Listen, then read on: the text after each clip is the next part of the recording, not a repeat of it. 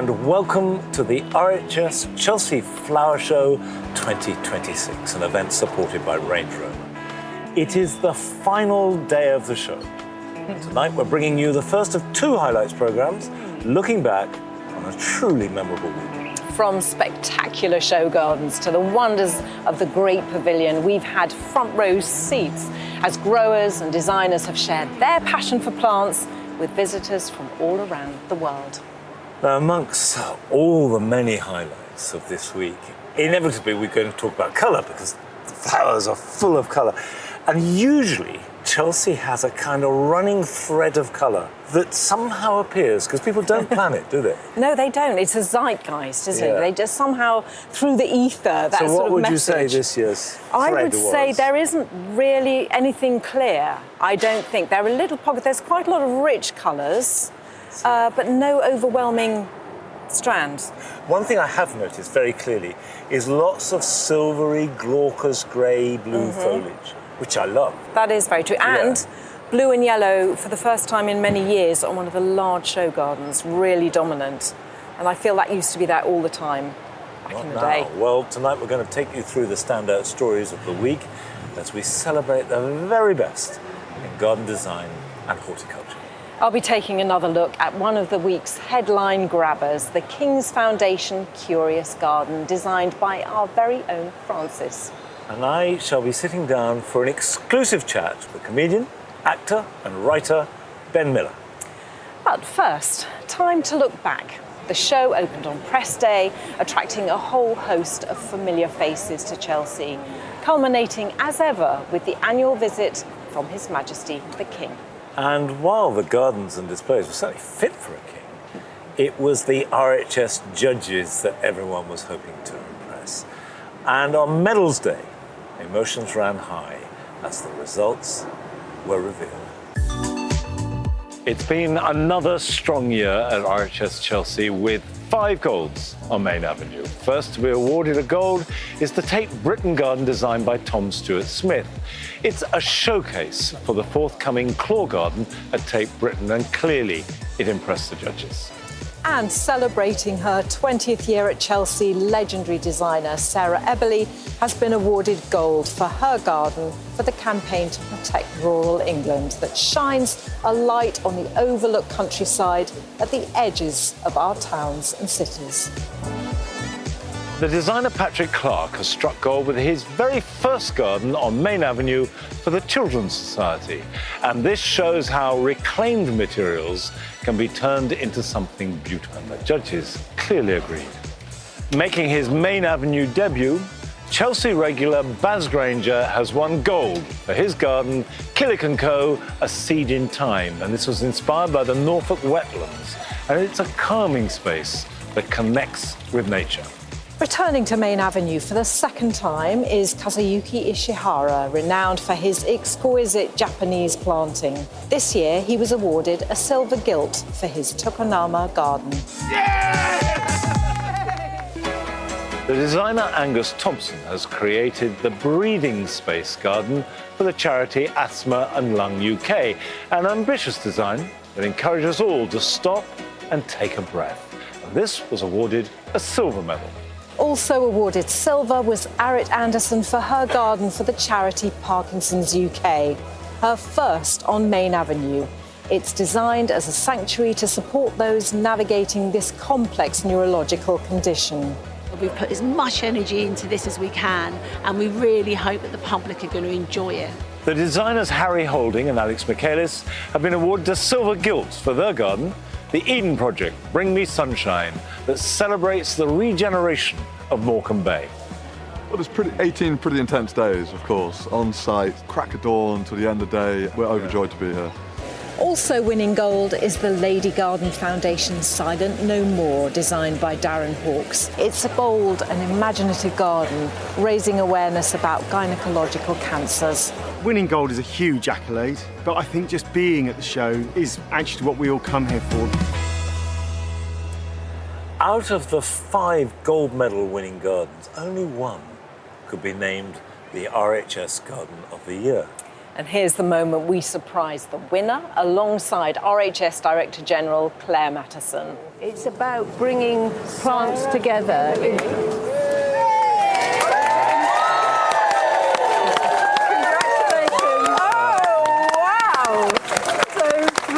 Thank you. Oh my goodness me. Can I give you a hug as well? Well done. Thank you so much. Oh my goodness me. Wow, look everybody. Well, Sarah Eberly was tempted out of Chelsea retirement to create her garden, and it was for the campaign to protect rural England. She is the most decorated designer in Chelsea history, and it was a well-deserved 20th gold medal for her. Earlier in the week, I visited the garden to find out more from Sarah herself. Here is the finished garden, and it is exceptionally beautiful. And what I really like about it is the way it takes simplicity and expands that out without ever losing that essence of the countryside as a place full of familiar plants, but beautifully set together. There used to be a phase that you often saw at show gardens sort of 5-10 years ago of recreating a natural landscape, often brilliantly done, but not really a garden. And what Sarah has done is take the elements of the British countryside that she so loves and turn them into a garden without the garden losing that sense of domesticity, and yet without the plants losing the sense of wilderness. And of course, we're talking about the planting here, but dominating the front of the garden is the sleeping figure of Gaia, carved from a redwood, and a huge head in the front, lying with the eyes closed, a body coming round, and then the tail sweeping up through here and coming up over a stone bridge. And under the bridge, we have a water feature and a circular sort of open communal space, and Sarah. Hello, Monty. Sarah, I'm so glad that you did decide to come back to Chelsea, because I think it's wonderful. Thank you. There's lots of really lovely things. Thank but you. first of all, what made you? Why? Having won so much and achieved so much, why would you put yourself through it all? Well, CPRE approached me, and Yeah. their message is so important to me that I just had to say yes. You know, I really like to believe in the subject matter, otherwise they don't become genuine.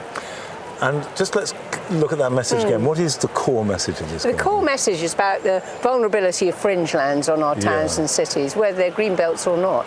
They tend to get eradicated by inappropriate building, by fly tipping, but they are the first touchstones of nature for people who live in towns and cities. And there's so much potential there. I mean, what you've taken is all those elements and plants, but it is a garden. Yes.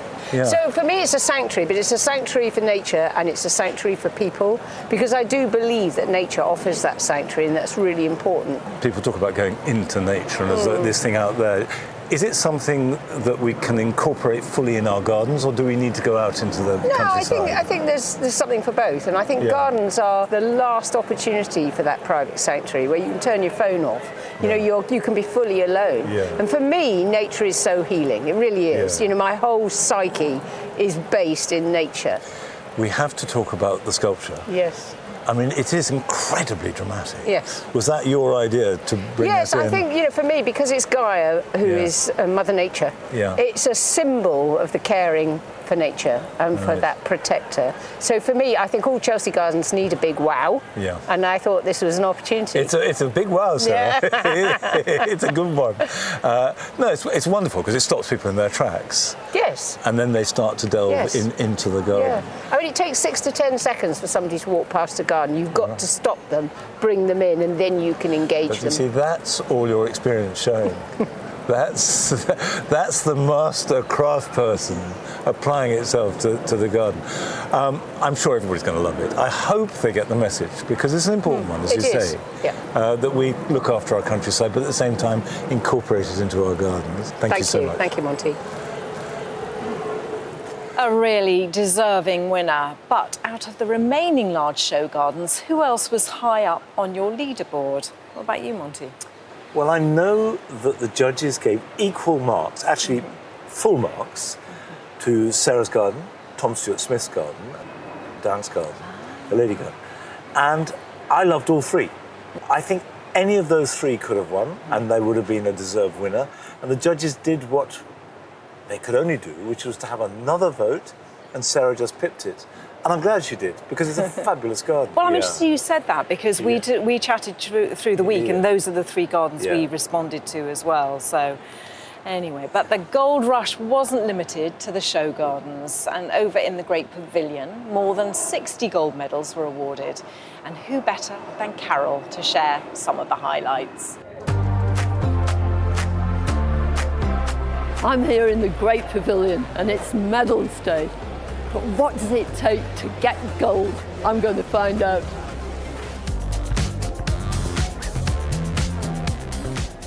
Well, Miles, huge congratulations. Thank you. A gold, brilliant. It's my fourth Chelsea. I got silver in the first year, 2 silver gilts, and this year gold. This is a really interesting display, but you're not in the usual category, the flora range, are you? No, so this is judged as a Lindley display, which is educational. This is all about growing Acer from seed. So all your trees are in tip-top condition. What would you advise for anybody trying to grow an Acer? So if you're growing in a pot, which a lot of people do, make sure they don't get too dry. But also make sure they have good drainage, so they don't get too wet in the winter. And site them somewhere with not too much sun. Ideally, morning sun, afternoon shade. Congratulations to Warmanhofen.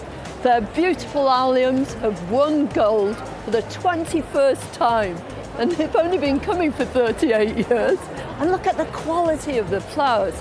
If I can have a favourite, it's this one. It's called Spider, and it's a cross between Schubertii and Atropurpureum.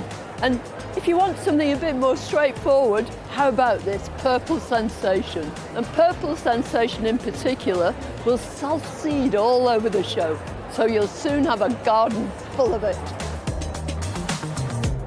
Blackmore and Langdon have done it again. Their nursery is 125 years old this year. They've been awarded over 80 gold medals. What an achievement. Covert Garden Plants specialise in alpines. They've got 11 golds already, and this is their 12th. They clearly love their plants and know exactly what they're doing. Dominic, congratulations. Your very first time at Chelsea, and you've won a gold medal. Yes, we've done very well. It's been my dream since I was a child to try and come to Chelsea, but get a gold was never on my list. So tell us about some of these orchids. Are most of these suitable for growing at home? Yeah, so anyone can grow any of these varieties at home. You've got Phalaenopsis, Dendrobiums and Oncidiums. They're quite easy plants. You want to ideally water it around once every 10 days. Rainwater is better than tap water. And how do you keep it looking so fresh here? We have to spray it multiple times a day. But some of the time when it gets into the summer months and it's the hotter shows, you've got to do it 3 or 4 times a day. It's just extraordinary. I bet it looks good at the end of the week too. Fingers crossed. Yeah. Thank you. Of course, not all the gardens here at the show are judged, but that doesn't stop them from grabbing headlines. I'm on the RHS and the King's Foundation Curious Garden, designed by none other than our lovely Francis Tophill, in collaboration with His Majesty the King, Sir David Beckham and Alan Titchmarsh. Well, Francis and Alan are with me now, and my goodness, Francis, what a day it's been already. What's the response from people coming to see it? Generally really lovely. You know, when we were planting it as well, I had my head down in the border with high vis on and just you can earwig what people are saying about it. Generally, people like seeing veg, which is great for me. I love veg. You know, we've got it all in amongst the flowers. It's a little bit overwhelming. There's a lot of people, you know, I'm not used to it. I'm used to having the mucky hands that I've got, but it's lovely. But Alan, you've been here to give Francis support and sort of work in a very collaborative way. So how has that been for you? I've done very little other than be at the end of the phone and meeting up now and again saying, look, it's fine, but she is such a good friend. It's been wonderful working with Francis since she started doing TV. And the talent, you can see, this is Francis, this is nobody else. A couple of friends, you know, Katie from Love Your Garden as well, but it's just, she's hugely talented and she'll get embarrassed if I carry on. No, I know she will. Also, he's not right. He has been on the end of the phone many times, full of loads of advice and that kind of experience of having done this before and working with the RHS and the King's Foundation before. It's been lovely having Alan here, and also providing lots of little bits of bric-a-brac for the curious. Cleared out my potting shed. It's all in here. It's all come to When you move Chelsea. out, you clear out. It's in here. So, Francis, tell me a bit about the planting, because that's what absolutely sings to me. Favourite plants? This garden is about plants. I know it's got a very big building. That's because it's going on to be an outdoor classroom for Farnborough College, but this is all about plants. So we have flowery cottage gardening with veg. There's a rain garden in the back here, and then as you move along, there's herbs. So I've got so many different herbs. The idea is it's a botanist's garden, so there's so many different interesting species. I've got a really rare lavender Buchii var Buchii, that's from Jekka. Also, there's a critically endangered edible called oyster leaf, which is right on the front. There's Alice Artindale delphinium in the middle here. There's only 12 of them in existence, and we've got 3, which is a little bit scary because I can't lose them. But it's about showcasing how important plants are globally, not just in gardens. We've got a dye bed and there's linseed, so I'm growing all the things kind of about fashion and fibres and textiles and medicine, and then trying to show all of that in the Museum of Curiosity. Well, the hope is that people will see this as a career path. I mean, Francis and I love it. We have loved gardening. Yeah. You can be a designer, you can be a scientist, you can be a botanist, you can be a tree surgeon, you can be a groundsman. It's all to do with practically making the planet and our little patch of islands better. And if this enthuses younger people to say, do you know, I'd quite like to do that for a living. Yeah, you get a bit wet and a bit cold, and on days like this, it's the best job on earth It certainly is, isn't it? And I know that one of the things caught my eye, the roses on here. You've got the King's Rose, you've got a rose for Alan Titchmarsh. David Beckham, I feel we need a Francis Tophill. I think it's, after this year, it's a must. Yeah. Well, I hope mine's a bit of a hedge climbing, sprawly, natural-looking thing. It's like it'll have a very relaxed relaxed, maybe a little unruly. And you've got the Royal Tour later on. Yes. How are you feeling about that? Slightly nervous. What I feel like is that there's a big responsibility to get this right. For the RHS and the King's Foundation and everybody who's been involved in the project. We had a meeting with the King at Highgrove, and she went down a storm. It was amazing. David and I sat and let her tell. Just let her do it. Yes, let her do it. Afterwards, she said, I came going, did I talk too much? No, she was fab. I mean, as you can see, she's engaging, she's enthusiastic. Who couldn't like it? Well, I just think it's the most incredible garden. It's a triumph, Francis. Alan Hugh.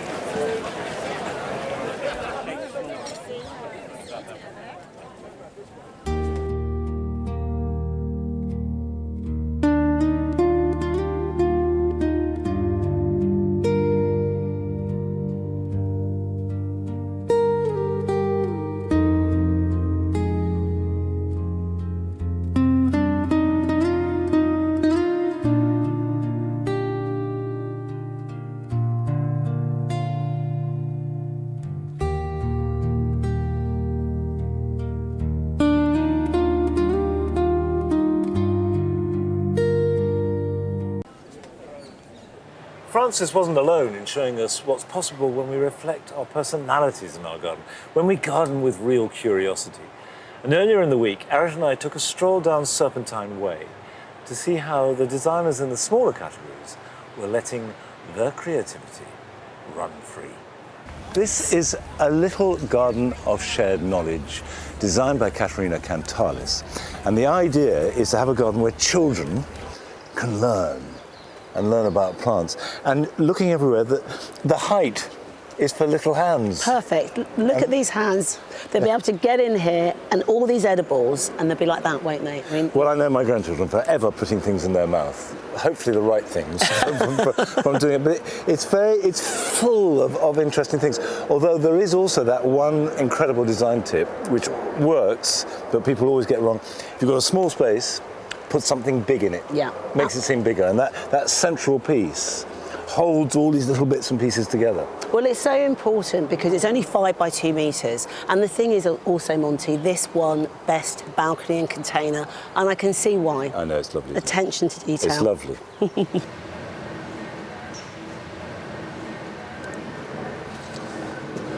Now this is Fettercairn, the Angel Share, designed by May Starey. Now, the Angel Share, of course, is the part of whiskey when you fill it up to the cask, the barrel, seal it, you open it up again later when it's ready, and summer's gone. Ah. And that's evaporation. It's said to be the Angel Share. And I just noticed this. This is the Angel. And of course, at Chelsea, when it's got gnomes this year, and you can see he's delighted at having drunk his whiskey. He's had your portion. The whole garden, of course, is based around whiskey. But the thing I like most, actually, is the wall behind. Because that's lime plastered. Yep. And it means it's changing. As it gets wet, it's changing colour. And in Chelsea, which is obsessed by fixing things, nice to have something that cannot be fixed. No, well, I agree on the colour, but I like how it's been framed by the copper piping. You've got this lovely frame here. And, of course, all the colours in the planting are reflective of these warm tones of the whiskey. And we are standing on a resin cork floor. Bit different. Good. There's a sense of playfulness about this. I like that. And him, he likes it. Yeah, well, he likes it. He's obviously it. had a very happy time. And this is the Tales from the Riverbank Garden. It's designed by Susie Kennedy and Kate Henning, and I believe it's Kate that lives on a houseboat. It is, and I think you can see how she's brought the whole charm of that onto this space. It's absolutely delightful. Well, I was talking to them earlier, and they were telling me how they've reused everything from their homes. They've made things, scaffolding planks for the walls and the floors. And that kind of creative energy and sort of zest come through, doesn't it? Well, it's so important, you know, to have your personality in a garden. Yeah. But look up, though, Monty, because very clever use of having that upper balcony. I was walking by here on Sunday, and immediately I thought, yeah, that's good. Yeah, that's really good. One little tiny detail is that I really like to see this contorted hazel. It's one of my favourite little shrubs. It's great. Very good. Some really magical spaces there. The perfect hiding place, in fact, for gnomes. And the return of the humble gnome to Chelsea has certainly added a spot of colour this week. Well, you say the humble gnome, but apparently His Majesty, King Charles III, is partial to a gnome or two, and we've got a whole bunch here. Yes, we do. I like the wing one. I actually thought was very jolly. This, by the way, is painted by Adam, and I see that a Jackson Pollock went for something like 180 million the other day. So, as an homage to Jackson Pollock, a nonage perhaps to Jackson Pollock, he's done pretty well, I think. And I'm not sure I'd pay that for it, though. Where's yours? Come on, you're being modest. OK, so mine is tiny. I was sent this teeny tiny gnomette. Beautifully but I actually had fun. I put pollinators, there are bees and butterflies and professional job. And birds and all sorts of things. When the telework fades away, there is a career in gnome painting for you, maybe, I am sure. Maybe. Well, moving from gnomes to giants from the world of fashion, business and the arts, because all week I've had the pleasure of meeting some of the famous visitors to Chelsea. My guest tonight ensures that she starts every day by taking a stroll through her garden in Somerset in her bare feet to be grounded with the earth. Please welcome Deborah Meaden. Deborah, people don't, rightly or wrongly, associate extremely successful business people with gardening. I mean, they seem to be counterindicative. Is that either fair or true? I mean, should business people be gardening, and should gardeners be business people? No, I would. So should business people be gardening? Yeah. Absolutely. I've met a lot of business people I think would benefit a lot from doing gardening. Yeah. I'm better. How? Why? Well, I know I am better. So in this busy world where you do have to have an organised mind, you know, I know I've got a lot going on. I think to start your day well is very, very important, and just to make sure you kind of reset. And that's what gardening does for me. The other thing I would say about gardening is that in business, people can get very impatient and very anxious. I can shout at those plants as much as I like. They are not growing any faster. So it teaches patience and resilience and long-termism. No, I think gardening is a brilliant thing for business. Welcome, David Harewood. I feel like a little tiny bit of a fraud in that it's not that I've taken up gardening, I've become interested in gardening. Listen, that's the same thing. Is that the same thing? It's the same thing. Oh, I always thought you were supposed to get... No, that's a very British thing. You're not a proper gardener, you say. Let me see your hands. Tell me a little bit about your garden. Well, we moved into our house in South London about 10 years ago. It was a new build. Yeah. It was a little overgrown and a little bit uninteresting. My gardener, Ian Bridgeford, he started suggesting things, and just watching the results of things grow and things come back the following year. And I was working in North America for a good 10 years. Yeah. I've now been back in England for about 4 or 5 years, so I'm much more at home now, and I'm loving it. Get rid of that. That doesn't work. Let's put this one in. That's going really well. That's really, really healthy. Let's get some more of that. And it's just, the whole thing has grown and become alive. And what does it do for you to be out there? I could go out there for 10 minutes and next thing I know I'm out there for 3 hours. Yeah. And I think that's wonderful. That time, stress, pressure just seems to disappear when you're in the garden. Because you've got things to take care of, you've got things to nurture, you've got things to care for. You see. And I love that. I love the fact that it's taking pressure off, but it's taking the importance of the outside world. But you see, the thing you raised there, which strikes me as really, it's about having to look after something. Exactly. Obviously, we all know you for the sort of incredible use of colour and vivacity. Where does that come from, do you think? I suppose a lot of it is looking at nature. I mean, I've loved drawing flowers, so it's always wonderful when flowers appear and you think, I better draw that while it's there. And do you like the hands-on stuff? Do you like actual gardening? Oh, I enjoy gardening, yes. I'm okay at potting up. At the moment, my poor camellias aren't doing as well as they should, so we're going to take them out and cut their roots down a bit and repot them in fresh soil. That's a good idea. So, is Chelsea something you've come to regularly? I mean, is this the first time? Tell me about it. No. Not. I don't come enough, but I try and come here each year when it's on, and then check out the ones that grow on my terrace first, and see if I can get, how do they get such splendid hostas with no holes for the slugs and things like that. Fantastic hosta display. You'll see hostas everywhere. So, what are you noticing in the gardens when you look around? What sort of creatively? Creatively, I love the fact that everything is all hodgepodge together. I mean, really, it's a work of art what they've done, but see the foxgloves and the ferns, and then you're looking and thinking, and an iris here and there. They're just gorgeous. Later on, I shall be sitting down for one last chat, and I'm going to be joined by the actor Ben Miller to discover how his garden fuels his creativity. And we'll be continuing our whistle-stop tour of the horticultural highlights from the RHS Chelsea Flower Show 2026, an event supported by Range Rover. But first, with some questions. We loved answering your questions all week. We've got time just for one or two more. Lovely. OK, from Diane on Facebook. As we continue to experience climate change, should the Chelsea chop become the Malvern chop? That's a very good question. Because obviously things are changing, plants are sort of coming through flowering earlier, but not every year. So the whole Chelsea chop idea is that you take down some of the top growth, or all, if you like, of a perennial, just that delays the flowering and can give you more flowers. And normally it's done around Chelsea time.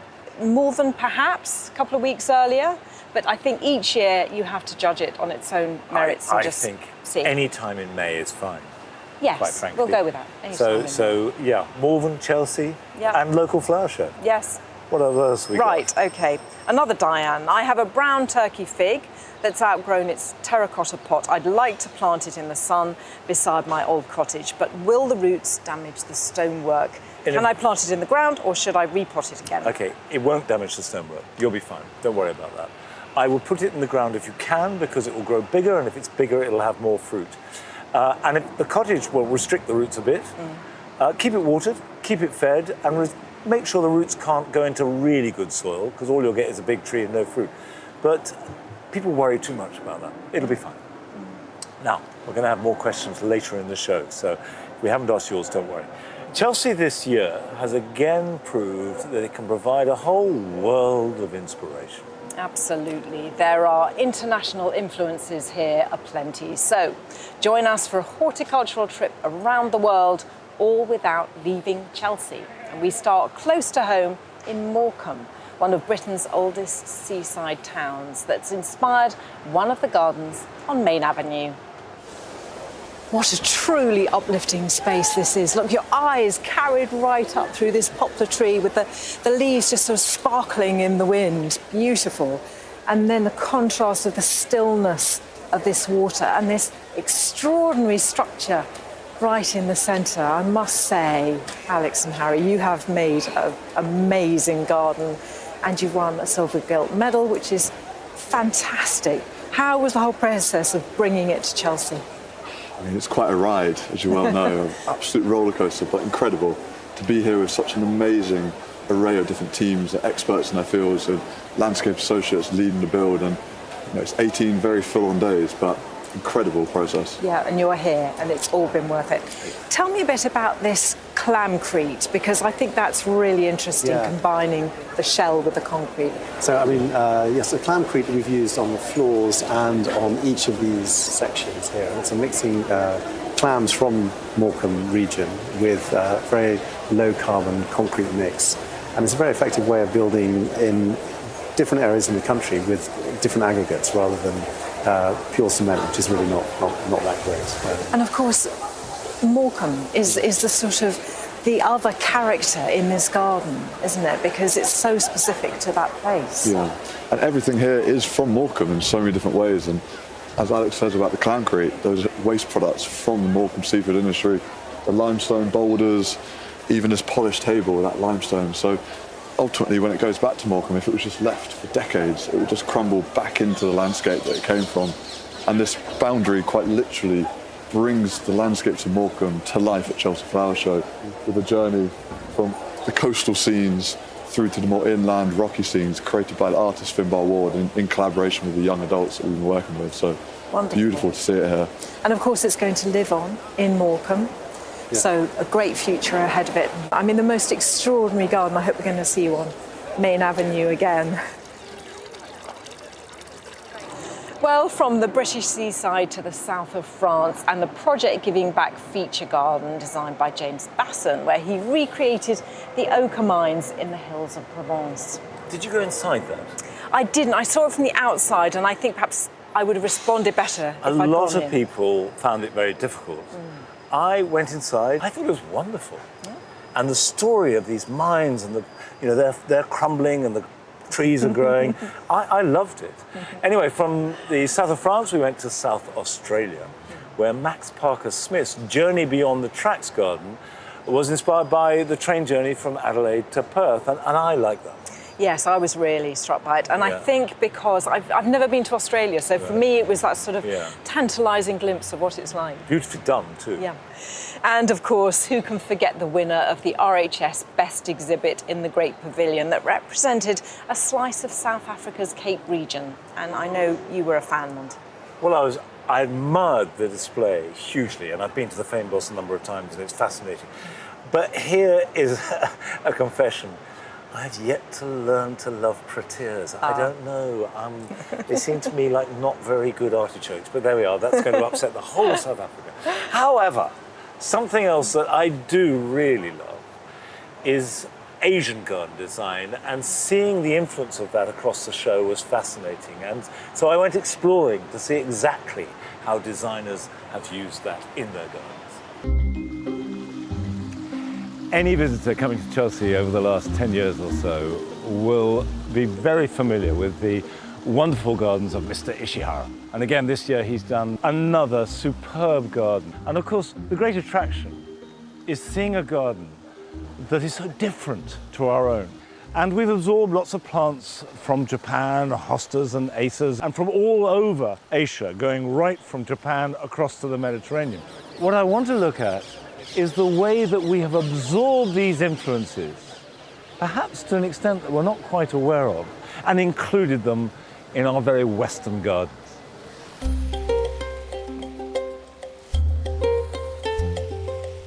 Here in the Asthma and Lung UK Breathing Space Garden, designed by Angus Thompson, there are really good examples of something that we've inherited from the East and perhaps don't use in the same way as they do in Asian countries. In Japan, they have a concept called Ma, M-A. And what that describes is the significance of the space, the seemingly empty space between two things. It applies to branches, to plants, to the width of a path, the gap between two hedges. That space is not empty. It is part of the whole thing. And of course here, magnificently. These pine trees, called the Two Brothers, are defined by the sky that they are enclosing. The space between the branches is as important as the branches themselves. It's not just a tree against the sky, it is the tree and the sky that have become the garden. The Children's Society Garden, designed by Patrick Clark, takes as one of its themes the idea of wabi-sabi, the celebration of things that are not perfect. One is reminded of that Leonard Cohen line, there is a crack in everything, and that's the way the light gets in.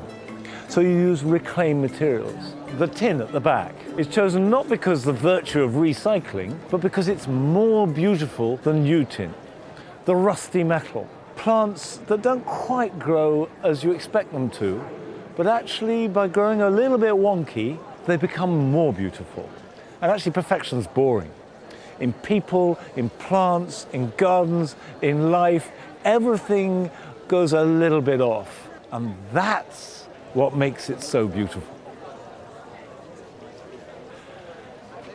This is a really good example of wabi-sabi, and it's beautiful. You have wood with a split, which, if it's a table, is pretty disastrous, and you'd think you wouldn't use it. But it's been beautifully repaired, so the split and the repair become part of the final object. Talked a lot about the influence of the Far East, but this garden, Contain the Rain by John Howlett, takes us to ancient Persia and Islamic gardens. Now, the very first gardens are reckoned to be Persian, about 500 BC, and then the Islamic influence took over, and you have gardens that are just like this, which feels like an oasis. And we could all relate to that. All our gardens, in one way or t'other, are an oasis against the busyness of the whirling world around us. There's a tendency for us to think that our gardens are very British. But British gardens are influenced from all over the world, and an amalgam of discoveries and plants and thoughts and concepts, and a lot of those come from the East.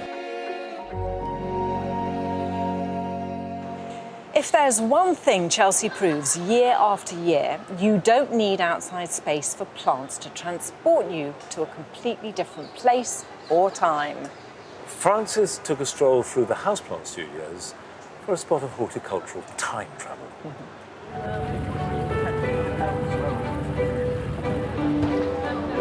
We may think of houseplants as being a very modern trend, but actually the Victorians loved them. They were a real status symbol. The rarer, the better. The fern craze swept across the country and people had them all over their homes. So they're by no means a new invention. The modern way of displaying houseplants is slightly different from that Victorian ideal of order.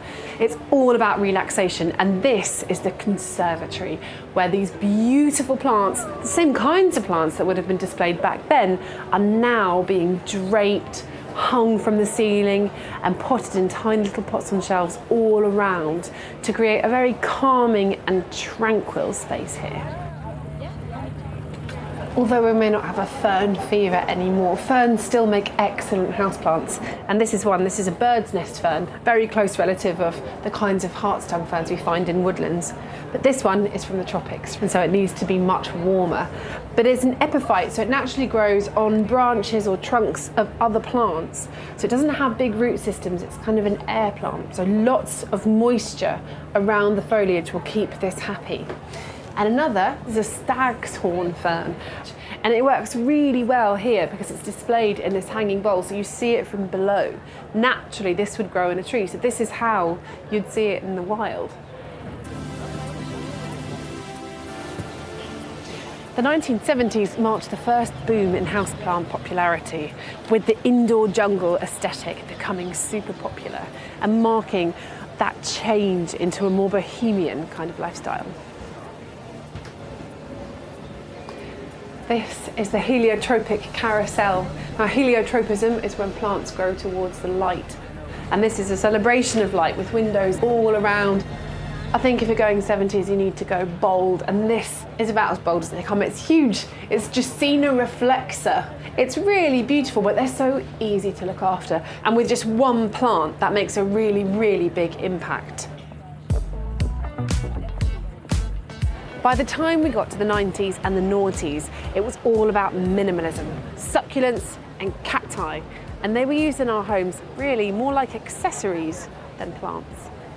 This houseplant studio is called Ode to Endurance, and it puts these plants centre stage and really celebrates them for their low maintenance nature. This is so minimalist, just like the 90s, but instead of being maybe a bit cold, it's warm and cosy. It's Hygge meets Arizona. When you look back through history, the plants that we grow as houseplants, right from when we first started doing it, haven't really changed that much. But the way we grow them and the way that we display them can transform our homes.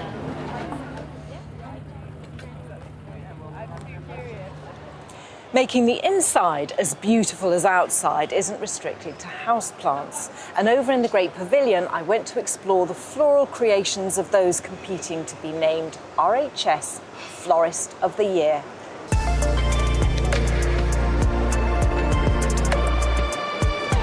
The theme this year is Floristry Laboratory. It's all about how science and nature meet and how the one inspires the other. The judges love them so much, there are 3 gold medals. Vanessa, how do you feel about being a gold medal winner? It's amazing. I genuinely hadn't thought about that part of it. You get so swept up in the process that when I arrived yesterday morning and saw that card there, I was just... There was people already here that knew me, that had seen it before me, so to have that reaction with them was really, really lovely.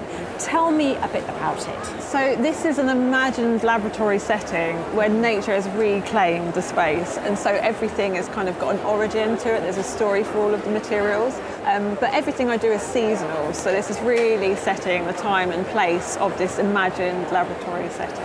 Well, you in turn have made all of us happy just looking at this. It's fantastic. Congratulations. Thank you. This extraordinary design by Helen James Flowers is called Fusion and Fission. It's about that moment when atoms explode and you get that incredible energy. And the colours here, they really speak of that. It's brilliant. Also, even the glass test tubes that the flowers go into, they look like the end of a rocket, so firework display is absolutely brilliant. Jade, I see a lovely shiny gold medal down here and RHS Chelsea Florist of the Year, which is wonderful. Congratulations. Thank you. How did you feel that moment you see Keith Weed coming towards you? What was that like? Oh my gosh, just all the emotions going on. I'd come in, I'd walked into the gold, which was phenomenal in itself. Never in my wildest dreams did I think it was going to be Florist of the Year. I think this is wonderful. It's mesmerising. Can you describe some of the thinking behind the design? Yeah, so my title is Nature Magnified. My concept was always the notion of plant cells under a microscope, sort of looking at that unseen level of nature. I was quite taken with the geometry that you see in that close-up of cells, so that's where the circles come from. I'm intrigued. How did you get the transparency on these discs? So a lot of them are handmade papers, so they're layered fibres, mulberry fibre, seeds. They're pressed into paper sheets. Perhaps the star of the display are the orchids. Yeah. I mean, they are stunning. I feel like I've been really spoiled with these. Well, so many congratulations. I think it's absolutely beautiful. I can see that it's a winning display. And are we going to see you again next year? I think you probably will. You might just need to give me a week to think about it.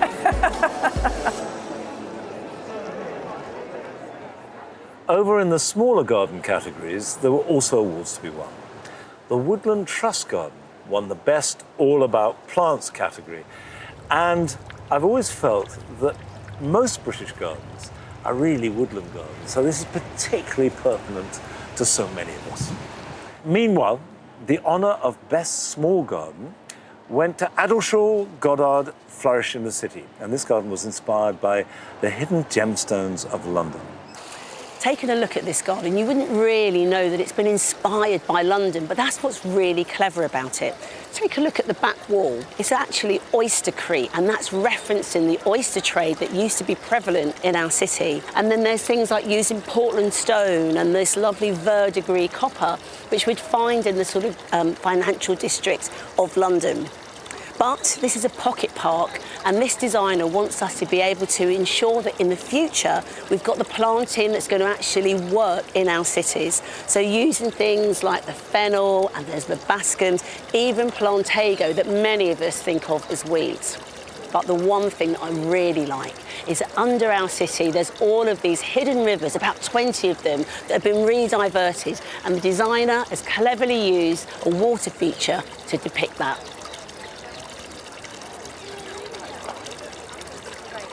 All week, designer Jamie Butterworth has been exploring the use of colour across the show, proving that depending on the palette you choose, you can create a very different atmosphere in your garden.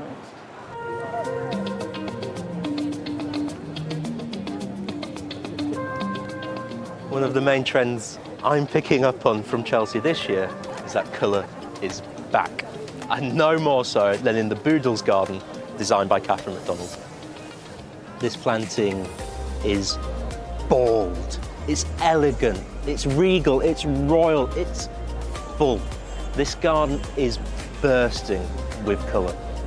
When it comes to choosing what plants go into a show garden, a lot of thought goes into it, from where the plants would naturally grow, what plants would naturally grow together, what colours work well together, but then also what these colours represent. And what Catherine's done here is celebrated the Royal Historic Palaces and used plants like this iris superstition here that are to represent the feathers of a raven from the Tower of London. And the reds, in particular, this beautiful claret peony, this is peony Buckeye Bell. These represent the damask wallpaper at Hampton Court and Kensington Palace. And it's impactful. So when you stand back and look at the garden as a whole, you just see this riot of curated colour. Using colour in a garden can actually be quite difficult, but Catherine's created this masterclass of how to use it with brilliant effect. She's actually segregated the two colours out here. She's got the purples at the front and the reds at the back, and throughout the rest of the garden, everything's clustered into its own colour groups. So you can see each colour defined. The trick is, and if you're going to try and do this at home, is use green plants, and they act as a foil that sets off the colours of these salvias and irises and verbascums. So in the middle we've got artemisias, libresia, and then this festuca amethystina. Three very simple plants that glue this palette together and make it joyful, uplifting, and it just makes you feel great. On the Alzheimer's Society garden, Tina has used colour in a very different way. She's using colour to soften the garden, using delicate peaches, soft pinks, and just an accent of blue through the myosotis, which softens and calms this space completely. Tina has even used colour in the trees that she's chosen. This is Malus tickled pink, which is an eating apple, but also at this time of year has the most beautiful pink blossom. It transforms the space and shows no matter how big or small your garden is, you can bring colour in there that works for you and your space.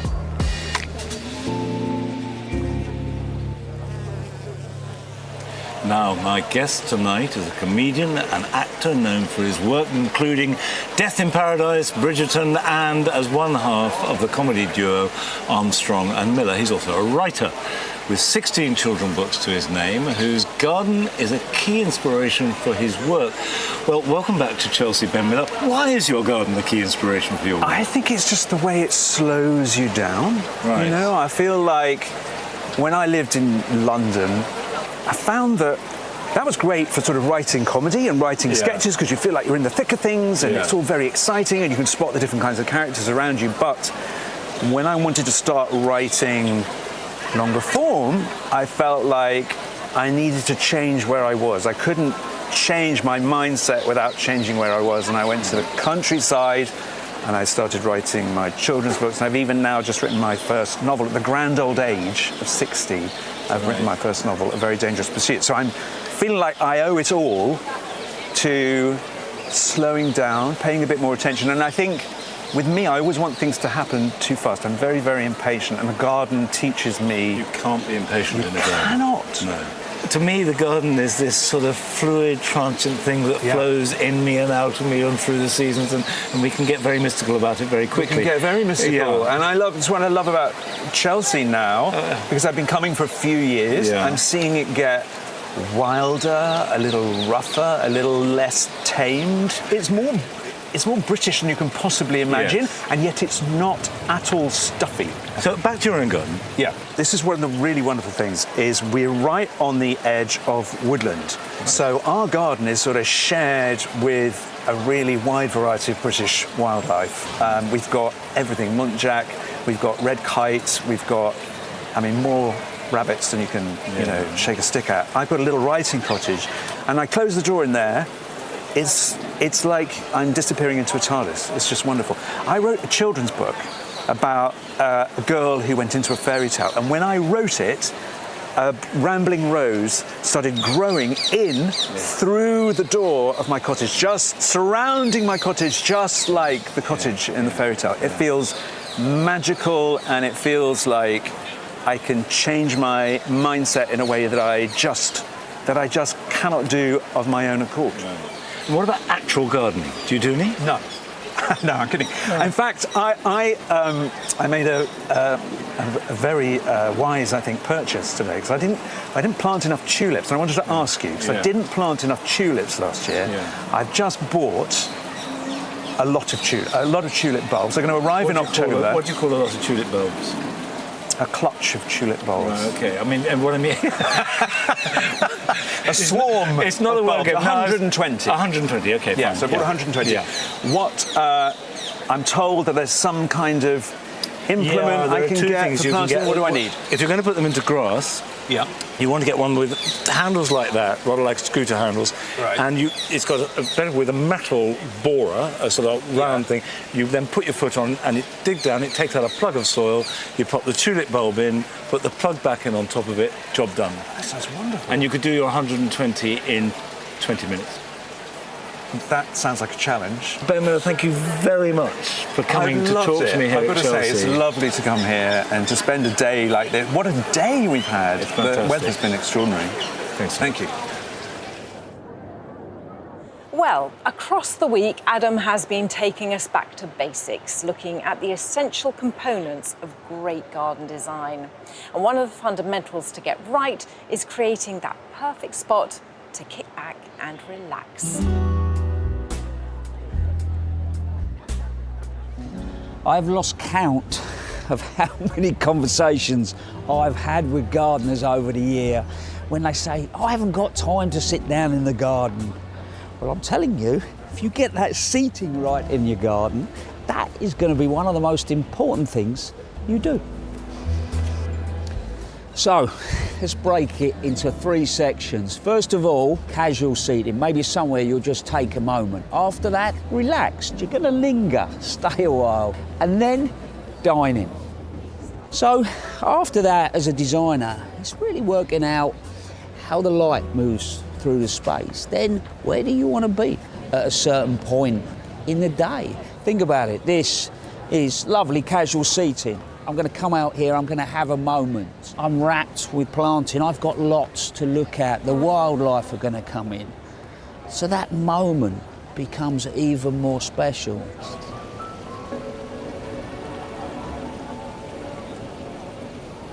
We can be very visually driven. How does something look? And yes, that's important. But for me, relaxed seating needs to hold you. So ultimately, atmosphere is incredibly important. If you want to bring a group of people together, you want to sit them in a space. Maybe if you've got room, it's away from the house, so you've got that disconnect with everyday life. You surround yourself with planting. I know not everybody can have this, but it's got all the elements. You've got wildlife, it feels alive. You've got the sound of running water. It just sort of calms. And then as, you know, the evening approaches, you can light a fire. And individually, a couple, a group of you, just spend hours enjoying the space.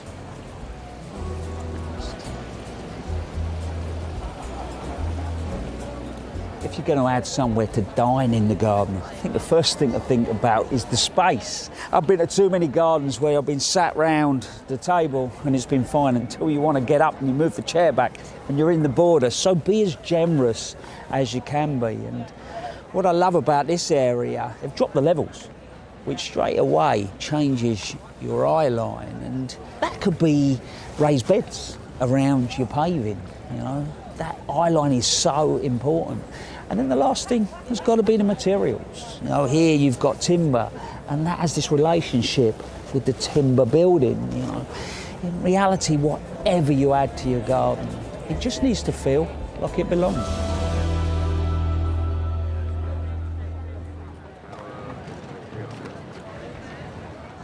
Well, this week is so stimulating, not to say horticulturally overloaded. I think to wind down, you need to just get back and stop and sit for a while. Is there anything you're going to be taking back to Longmeadow? If you had to choose one plant across the show, which one would it be? That's really difficult, but I'm going to cheat. I'm going to take two, and the reason is that they are both the same plant. They are the pine trees on the Asthma and Lung UK breeding garden. And the reason I'm taking both is because they are called the two brothers. They are a pair. Oh. And for my money, they were the two most spectacular trees of the whole of this year. I love them. Well, you definitely can't split those up. No, and I'll get them in the back of the car. Yes, you'll push them in. What about you? What were you taking? Well, I spotted, I think, a very special iris. It's called White City, although I don't think it's very well named because it's actually that sort of glacial, very, very pale, icy blue. Yeah. Isn't that beautiful? And it's not too frilly, you know, the falls and the standards. I think it's just extremely elegant. And I'm trying to build up a collection of bearded iris. And you find they grow well in your garden? They grow really well. I'm in the Cotswolds, there's lots of stone, really gritty soil, and it's in full sun, so... See, I envy you. Oh, it's lovely. Absolutely lovely. Yeah, it is good, isn't it? I'm afraid our time sitting here is coming to an end, but let's just answer a couple more questions if we can. Okay. Okay, you brace yourself, because we'll bang these out. First of all, I've got one for you. I need a flowering shrub for a semi-shaded area in the flowers in June and July, and this is from Vanessa on Facebook. What do you suggest? Well, again, because things are flowering so much earlier, I would go for a hydrangea. Right. But one of the quercifolios. See, I can't grow. Quercifolia doesn't like me. Oh, doesn't like me at all. Is it personal? I have lost 6. Oh. Too wet, I think. Okay. Yeah. Well, hopefully it should be fine. It should be fine. Yes. My holly got windburn this winter. The leaves are falling off, but the flowers are blooming with unusual profusion. Yeah. Will the leaves ever come back? They might, but they might not. This is a classic case of what holly does. If it gets too dry, it protects itself by shedding its leaves, flowering, and this is a sign that it thinks it's going to die. So it's setting seed. Water it. And what so-called windburn means it's desiccated. Yeah. It's dried. It's too dry. Water it and then mulch it. Okay, on that bombshell, I have to say we've reached the end of our week here at Chelsea. Thank you so much for all your questions. I'm sorry if we couldn't get to them. And thank you for everybody for joining us this week. Well, Sophie and Adam will be back tomorrow night on BBC One at 6:15 with their highlights from the show. But from the two of us here and the entire BBC team, we hope you have a wonderful summer. Bye-bye. Good night.